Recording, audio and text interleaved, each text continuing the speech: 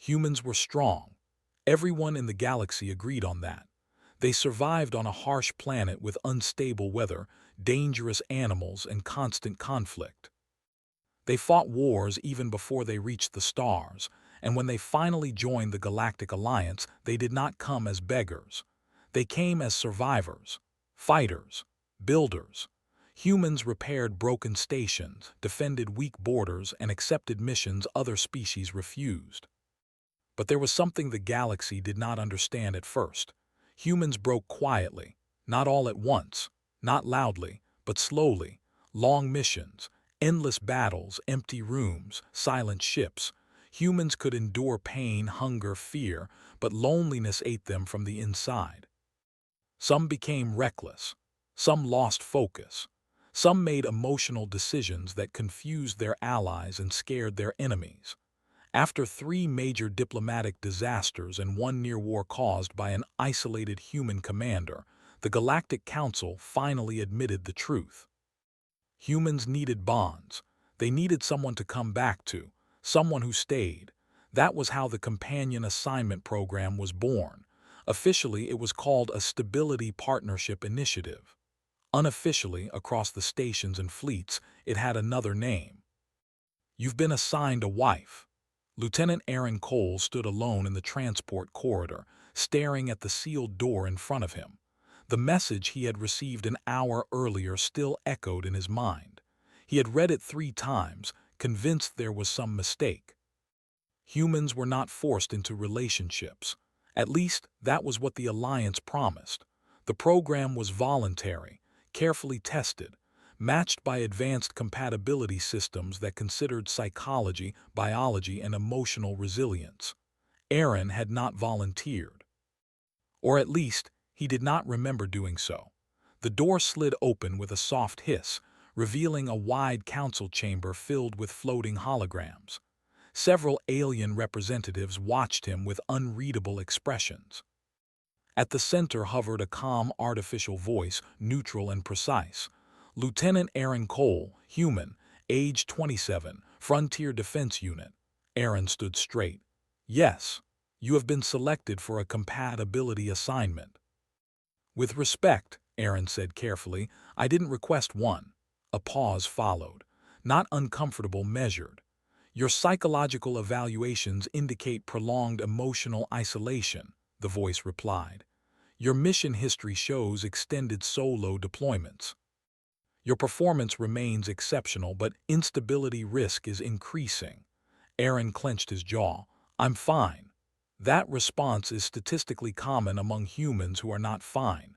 A few alien observers shifted slightly.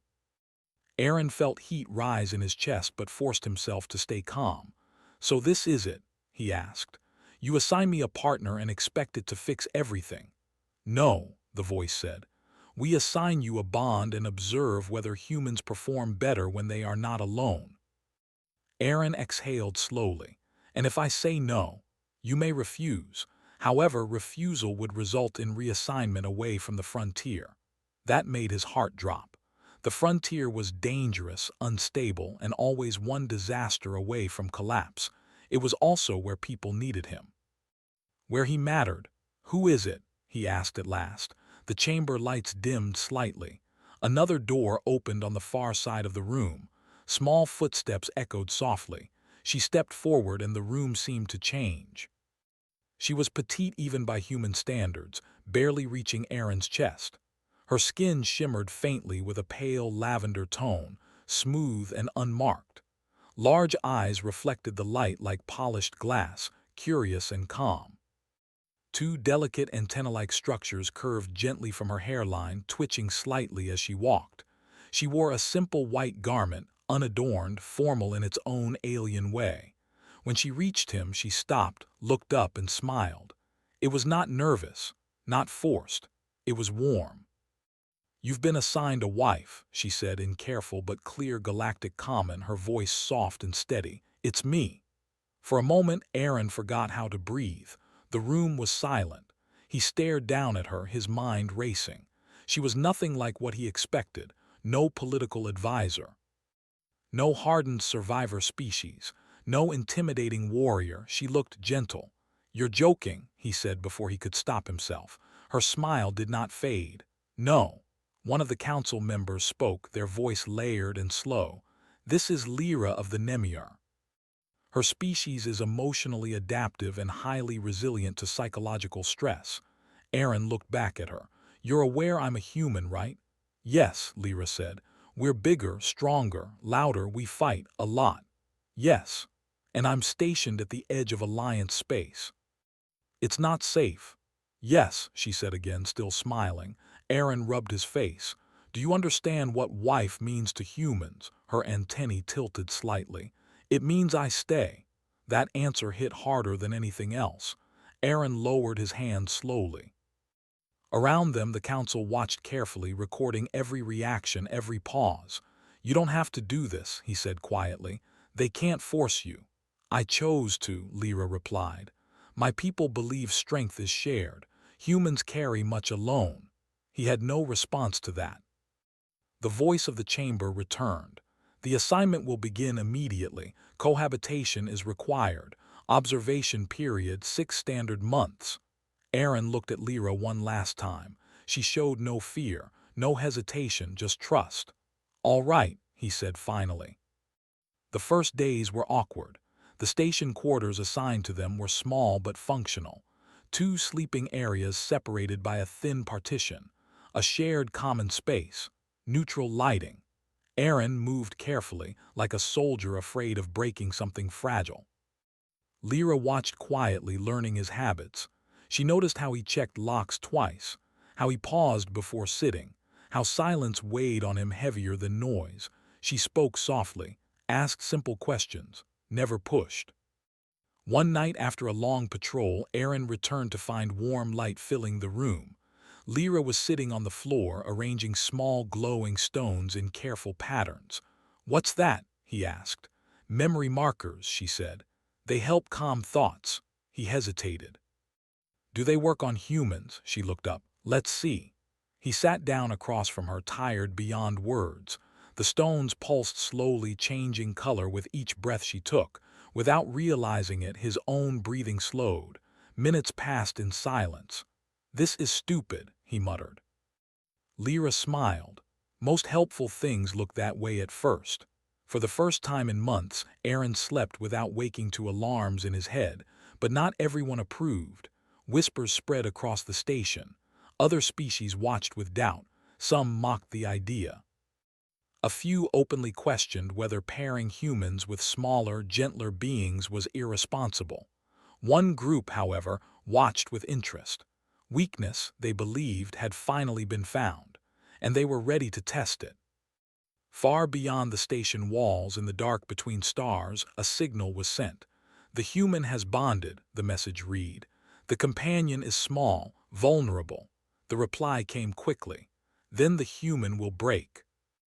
Unaware of the danger moving toward them, Aaron stood at the viewport days later, arms crossed, watching the stars drift by.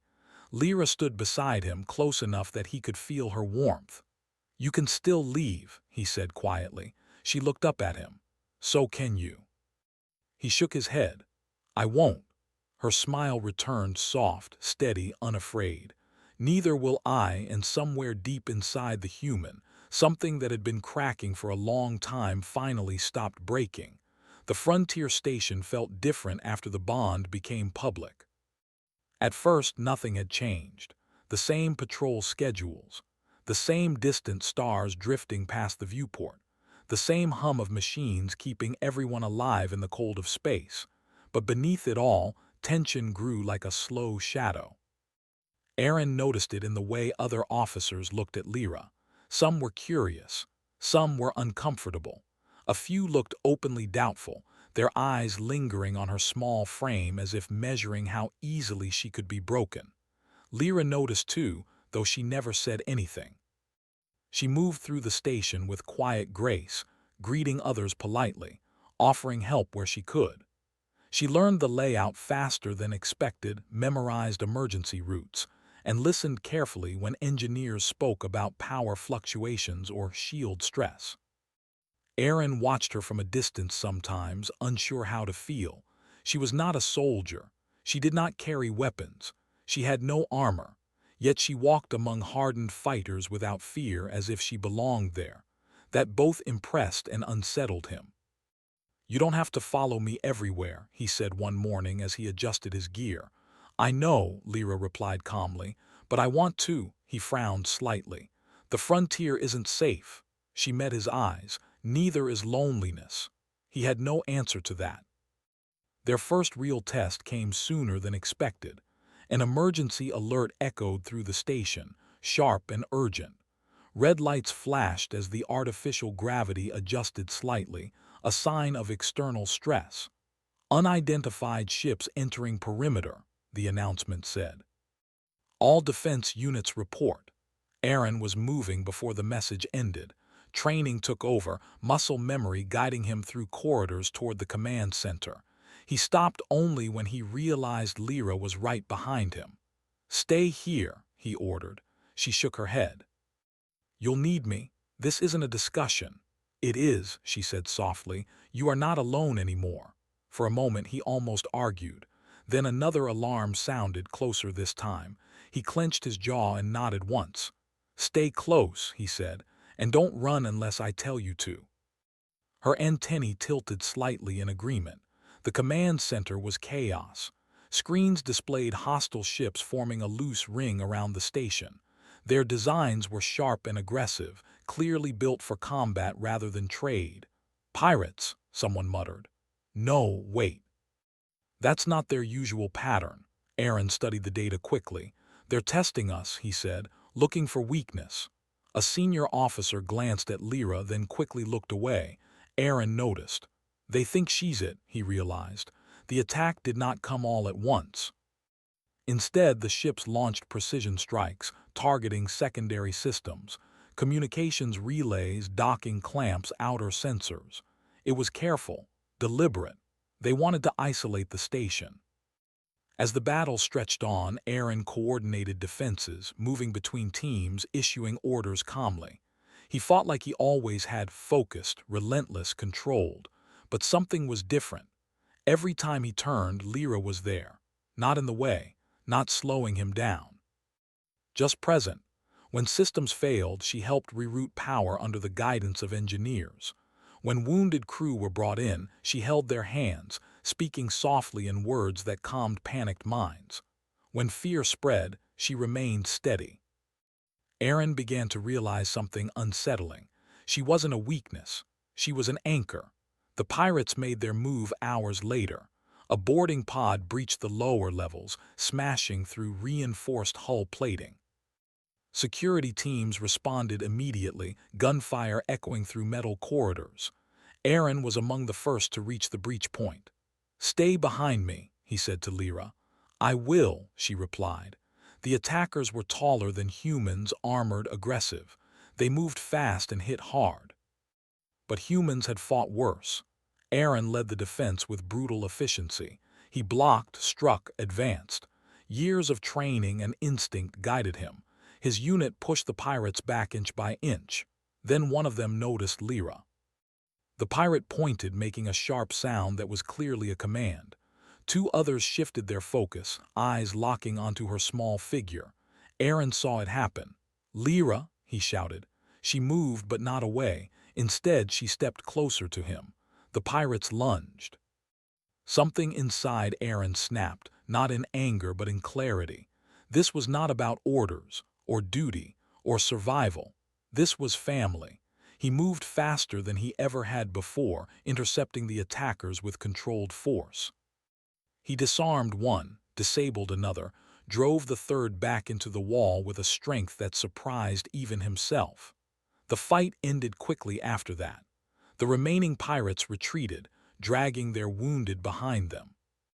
The station's defenses held, and the hostile ships finally pulled away, retreating into the dark.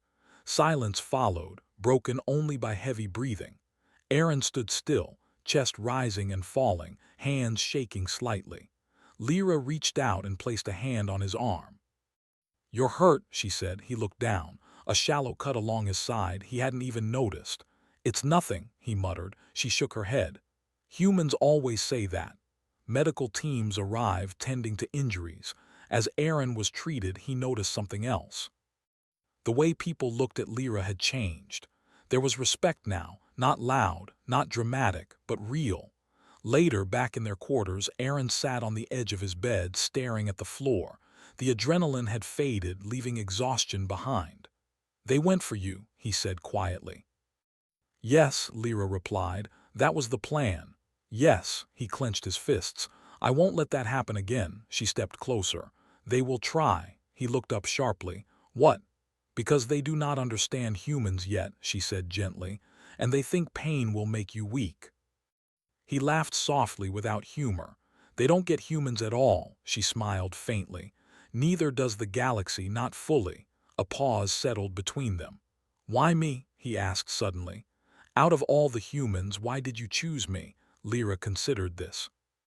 "Because you keep going even when you are empty. That's not a good thing." "It is," she said, "when someone reminds you to rest." He looked at her, really looked at her, and for the first time saw not fragility, but strength shaped differently than his own. Days passed. Repairs continued, patrols increased. So did rumors. Other stations heard about the attack, about the human who fought like a storm, about the small alien who stood beside him without fear. The narrative began to change. Humans were not unstable. They were incomplete alone. The enemy learned something too. They stopped attacking openly. Instead, they waited.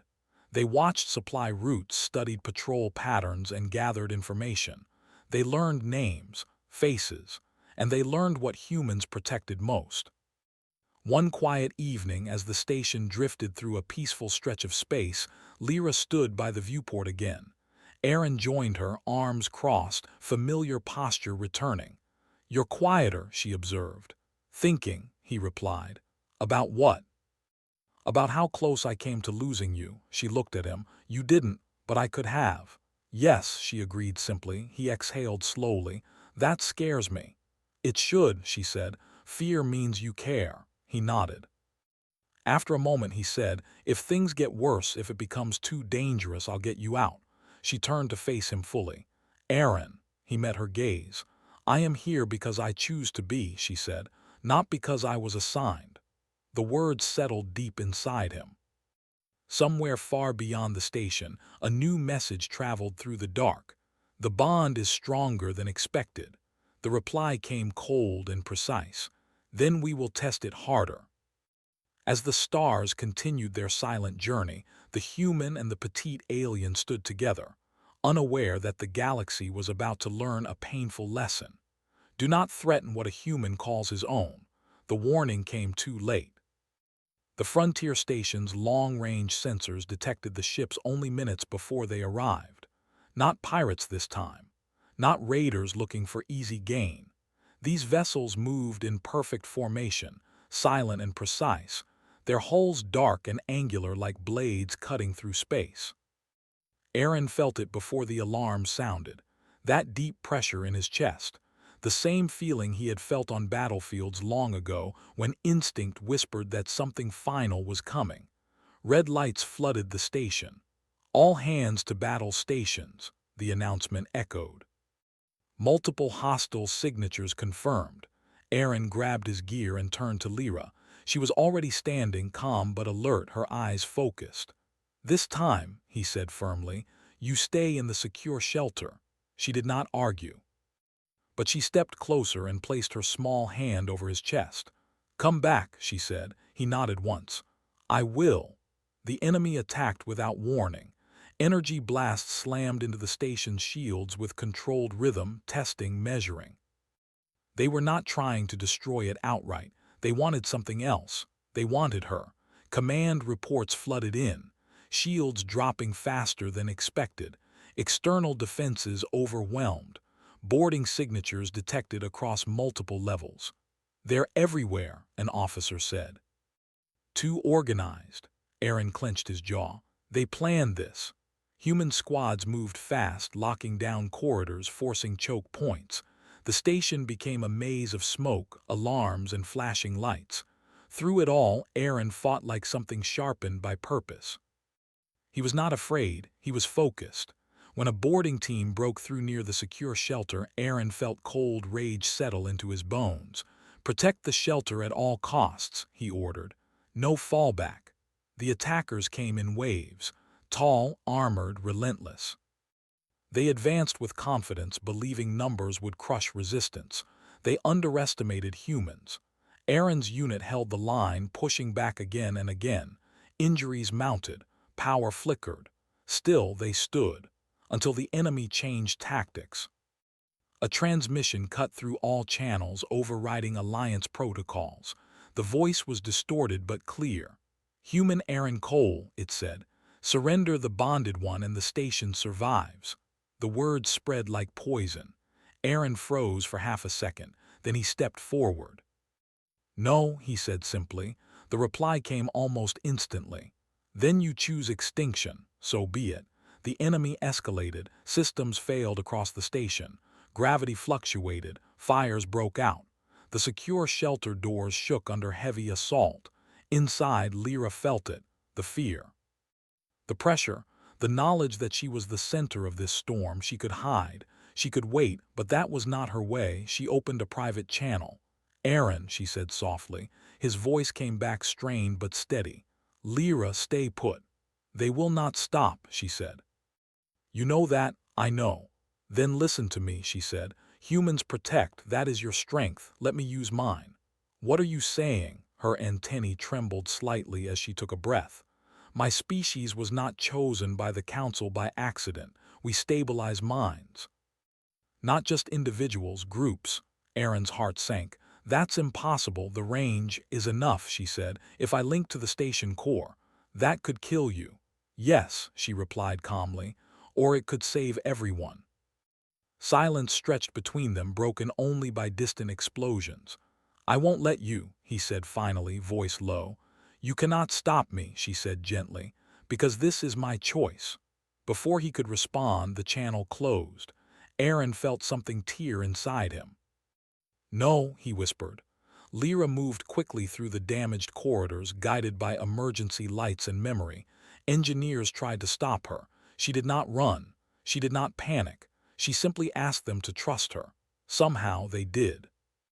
She reached the core chamber as the station shook violently. The enemy had breached the outer hull nearby. Time was running out. Lyra placed her hands on the interface, closing her eyes.